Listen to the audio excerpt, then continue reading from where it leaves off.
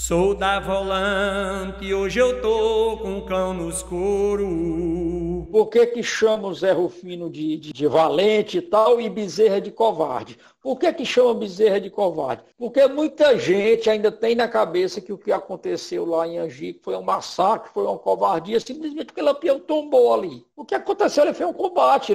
Bezerra não pode ser chamado de covarde por conta disso, gente. Sabe por que que ele não pode? Porque Lampião agiu inúmeras vezes igual a Bezerra, usando o elemento surpresa. Então, se algumas pessoas chamam Bezerra de covarde por conta disso, vão ter que chamar Lampião também. Porque o que Lampião emboscou de volante, o que Lampião entrou em vilas, pequenas cidades de fazenda de surpresa também, usando do elemento surpresa, então tem que ser qualificado também como covardia. A gente tem que ver história como história e não com sentimentalismo ou coisa parecida. E Zé Rufino é considerado um grande simplesmente porque foi quem matou mais cangaceiros. Diga-se de passagem, não foi Zé Rufino, foi a volante de Zé Rufino. Isso é bom que fique claro, no qual ele era o comandante, era o estrategista, tinha bons rastejadores, escolhia pessoas a dedo para estar com ele. Então a diferença é essa. Mas Bezerra não pode ser considerado covarde porque ele usou uma estratégia que muitos comandantes usaram, inclusive Lampião. Se Luiz Pedro voltou para cumprir a promessa para Lampião, eu penso diferente. Os depoimentos que eu ouvi, que não quer dizer que seja verdade, mas para mim são porque eles foram mais de uma pessoa que me contou. Luiz Pedro voltou, foi para pegar o que Lampião tinha de dinheiro de ouro. Tanto é que ele foi atingido, segundo eles contam, quando ele já vinha voltando de novo de Lampião. Ele tentou chegar a Lampião, não conseguiu e vinha voltando. Se ele tivesse ido para cumprir a promessa, ele tinha ido até morrer lá junto de Lampião, mas não. Ele foi, não deu, ele tentou voltar quando Antônio Jacó foi o pegou, né? Quando ele ia correndo. Pedro voltou, foi atrás do Bornal. Essa é Eu a Eu minha acredito opinião. acredito também. que, por exemplo, foi o que aconteceu lá em Mossoró. O Jararaca leva o tiro porque ele vai tentar. Cochete morre primeiro, né? Então morre na frente da igreja de São Centro. E aí o Jararaca vai para pegar os bornais, os embornais, né? E a partir disso é que ele leva o tiro, que seria capturado posteriormente. Mas não necessariamente por uma questão de palavra. Ali era a lei de quem escapasse. Lembrem-se daquilo que Aristóteles diz. O homem tende para a vida, né? Ninguém vai dar a vida por outro, não. Só mãe, nem pai, às vezes dá a vida pelo filho. Se você pega todos os depoimentos, eles estavam mais interessados no espólio que estava ali do que mesmo quem estava, se estava Lampião, sabia que Lampião estava entre eles, mas o que a gente vê pelos depoimentos, eles estavam mais interessados no que estava ali, no espólio de Lampião, dos cangaceiros, no que tinha. Se Luiz Pedro poderia substituir Lampião. Talvez, mas mesmo assim, como Wesley disse, não duraria mais muito tempo, não. O chefe tinha morrido. Depois das secas, o cangaço foi o pior flagelo do sertão. Depois dos políticos da seca, foi o cangaço. Eu também penso assim. Sobre a família Patos, onde foram enterrados. Os corpos foram enterrados na fazenda mesmo, e as cabeças foram levadas para Piranhas, depois foram enterradas lá, depois pegaram corpos e cabeças e enterraram em Entremontes. A família Ventura, que foi houve o massacre lá na Fazenda Patos, elas estão enterradas em Entremontes. Perguntando se Lampião teve medo de Horácio Novaes quando descobriu a história lá foi forjado a história com a família Gilo. Eu acredito que Lampião sabia que Novaes não era qualquer um. Ele sabia que se ele fizesse alguma coisa ali, o negócio não ia ficar bom para ele. Sabendo do histórico de quem era a família, com certeza ele não iria cutucar a onça com vara curta. Eu acredito nisso. Alguém perguntou sobre elétrico, se foi elétrico que matou Adrião. O pessoal há conjecturas sobre o tiro, né? Por exemplo, eu lembro do nosso amigo Vilela, que escreveu um livro sobre Adrião. O Vilela traz aí uma elucubração. Possivelmente teria sido Bezerra que teria matado o Adrião por causa de uma mulher. Enfim, é uma coisa que está presente no livro do Vilela, que teve acesso. A família de Adrião teria dado a Vilela a caderneta de Adrião, e aí há essa sinalização disso, né? Mas aí o Aderbal e o Jairo podem dar mais detalhes. Eu não estava lá, mas eu tenho a certeza que foi o elétrico. Por que eu digo isso? Porque todos os depoimentos convergem para Elétrico. Do Durval, do Panta, do Elias, do Antônio Francisco.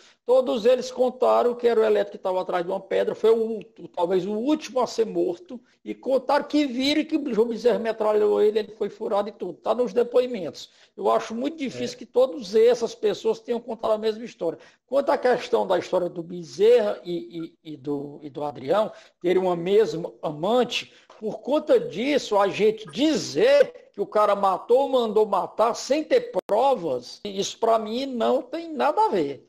Ou se tivesse pelo menos alguém dito que viu um militar ou o próprio Bezerra atirar em Adrião, aí tudo bem. Se tivesse um depoimento para dizer isso. Mas os depoimentos que se tem são por causa de uma coisa, de uma caderneta, de uma memória e tal, mas que não era de ninguém que estava lá dentro do combate. Outra coisa também que é bom a gente saber é o seguinte, o Adrião, ele foi homenageado sim, na época do combate. E logo depois, tanto é que, pelo que eu sei, segundo pesquisa do professor Frederico Pernambucano de Mello, o Adrião foi até promovido na época, a esposa dele, a viúva, recebeu essa promoção, recebeu inclusive uma gratificação em relação ao Adrião ter sido morto como um herói, coisas desse tipo. Agora, o que acontece é aquela coisa com a realidade. Existe mais livros escritos sobre os cangaceiros ou sobre as rolantes?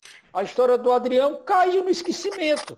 Mas, segundo essa pesquisa do professor Frederico e de outros, ele foi homenageado, sim, recebeu gratificação à esposa. Na época ele foi promovido, enfim, né? É porque realmente o cangaceiro tomou à frente de tudo e só se fala de cangaceiro e especificamente de Lampião, né? Falar um pouco do fornecimento de armas. Falando sobre o fornecimento de armas, pessoal, esse foi o grande nó da questão. Isso é um grande segredo, né? Óbvio, os cangaceiros não conseguiam armas comprando em qualquer bodeguinha de cidade pequena. Há um fornecimento maior e aí eu trago alguns elementos para isso. No terceiro capítulo do livro do Dadadá, né, do José Humberto, ela dizia que tinha coiteiros igual a pancada de chuva e que tanto coronéis, fazendeiros como vaqueiros, que eram nossa bússola. Né? Isso são palavras da Dadá. Quando se perguntou a ela de onde vinham as armas, ela disse que não diria, porque não iria trair quem um dia os ajudou. Óbvio, era o Estado. Né? Por quê? Se você pegar um depoimento publicado no Diário da Bahia, de 7 de maio de 1930, o jornalista ele faz toda uma denúncia de que eles estavam, a notícia oficial era de que estavam gastando em torno de 1.300 cruzeiros por dia, quando na verdade, para combater o cangaço, quando na verdade estavam gastando 300. E perguntando para onde iria esse dinheiro. Né? Então, veja, o cangaço ele é uma indústria. Só que essa indústria, nós ficamos tanto discutindo essas questões de filiação, de tiro, de não sei o quê, e esquecemos desse contexto maior. Isso vinha de cima. Né? Tinha elementos da polícia, que fornecia armas para o cangaço, e nós nem podemos esquecer que Lampião passava muito bem entre os coronéis, né? Inclusive com o próprio interventor de Sergipe, o Heronildes. Então, tinha gente por trás do Estado, representante do Estado, obviamente, que lucrava com isso. Wesley, eu concordo com você, aí é notório, eram os coronéis, né? Isso aí a gente não tem dúvida. Inclusive, isso foi dito por alguns deles, né? Isso aí a gente não tem como negar. Se não fosse isso, Lampião não teria sobrevivido tanto tempo. Né? Como o próprio Elias disse, não era qualquer mequetrefe que tinha arma nem munição para dar, não. Vinha de cima. E só isso aí já cai por água a história do bandido social. Então, é mais ou menos por aí. Quanto à questão do amor do cangaço, né? Eu particularmente, o que eu acho sobre isso? Nenhum amor suporta tanta dor. Claro que toda regra tem exceção. Eu acho que o caso mais emblemático é o da Dadá e Curisco, que eu não sou especialista, mas a gente pode classificar como, depois eu a ser conhecida como a síndrome de Estocolmo. Agora, pelas outras que eu conversei, pelo que eu li, gente, também comeram o pão que o diabo amassou. Uma coisa é uma menina daquela, antes de entrar no cangaço, vislumbrar quando ela via aqueles cangacetos tudo coberto de ouro, com a vida nômade. O que é que uma menina pensava daquilo? Oi, eu vou sair aqui da jugo do meu pai, dos meus irmãos, que é o meu futuro aqui é se acabar nessa terra seca e tal, e vou viver com esses homens, que aqueles ouro, na ilusão delas, elas têm uma vida de rainha, cobertas de ouro, rodando o mundo. Só que a partir do momento que elas entravam, gente, o amor, eu acredito que com pouco tempo se acabava, porque o sofrimento era tão grande. A Adília disse que entrou porque quis, porque gostava do cara, mas depois sofreu tanto que no dia que Canaro foi morto, se você ver no vídeo ela dizendo, ela diz o seguinte: ele morreu, mataram ele e eu não derramei uma lágrima eu não derramei. A Cila disse que nunca foi beijada por Zé Sereno, que ela viveu com ele até o fim da vida dele por respeito, coisa da tradição de antigamente, mas que ela não amou Zé Sereno. Ou seja, e isso com todos. Eu acho que até a própria Maria, ao que consta, no final já estava também cansada daquela vida. Aquele não era vida para um homem, imagine para uma mulher, gente. Quando elas estavam nos dias que todas as mulheres têm, segundo os relatos, elas andavam até separadas do grupo por conta das moscas. Ou seja, sem banho, se bem que naquela época ninguém tomava banho com frequência, até por conta do clima e tudo. Mas é diferente você estar numa fazenda, você estar numa pequena vila, do que você estar correndo no meio do mato. Mesmo sendo sertanejo acostumado com aquilo, é diferente, como eu disse, um sertanejo que estava ali na lida do dia a dia de uma fazenda, de onde for, e o cara está fugindo com medo de uma bala, com medo de morrer, com medo de passando fome, passando sede, todo tipo de sofrimento. Enfim, aquilo era uma vida, me desculpem, mas era uma vida miserável. Eu sou bem honesto, eu tenho pena do sofrimento daquele povo. Que eu entrevistei a Adília, ela disse que realmente não derramou uma lágrima, e ela disse, olha, se o inferno for tão ruim quanto dizem, eu preferia ter ido para o inferno do que para o cangaço. Essa é a síntese da mulher no cangaço. Fui muitas vezes conversar com ela, o sentimento sempre era o mesmo, né? Eu gosto muito dos depoimentos da Adília. Eu acho a Adília a mais coerente, a mais sofrida também. E talvez é a mais sofrida porque a imprensa também não caiu sobre ela, por exemplo, ao contrário da Cila. Né? Então, você vê no depoimento da Adília muito sofrimento, muito pesar. Eu tive a oportunidade de entrevistar a Aristeia, e aí a Aristeia, quando eu perguntei, Aristeia, você voltaria para o cangaço? Eu estava doida quando eu fui para aquilo. Né? Antes a morte do que voltar para aquilo. Aquilo não é vida de gente. O depoimento da Dadá, isso são palavras dela, ela dizia o seguinte: eu não entrei em um cangaço, me botaram dentro dele. Quer dizer, eu não escolhi, fui escolhida. Logo na primeira noite, desci da garupa do cavalo para abrir as pernas a pulso. A febre ia tomando conta de mim e passava aqueles sonhos de um rio de sangue. Daquele ódio nasceu o amor. O sentimento era tão grande que um só se separou do outro na morte. Né? Então, em regra, nesse mesmo depoimento ela deixa claro que só passou, e não sou eu que estou dizendo não, viu? É o depoimento dela, né? Que só passou a amar Curisco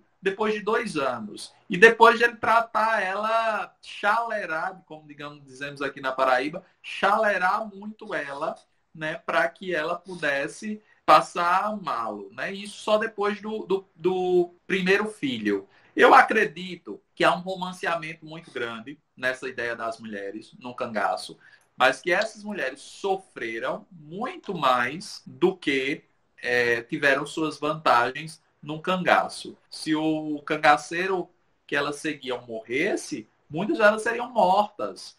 Né? Então era uma vida muito estável. Talvez elas se iludiram, saíram do jugo dos homens, né, dos pais, e passaram por uma outra vida de sofrimento.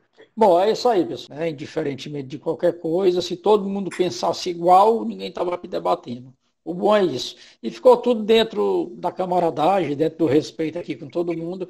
E isso é o que é importante. Um abração para todo mundo, obrigado de coração e vamos seguir em frente, que ainda vem muita coisa pela frente. Ok?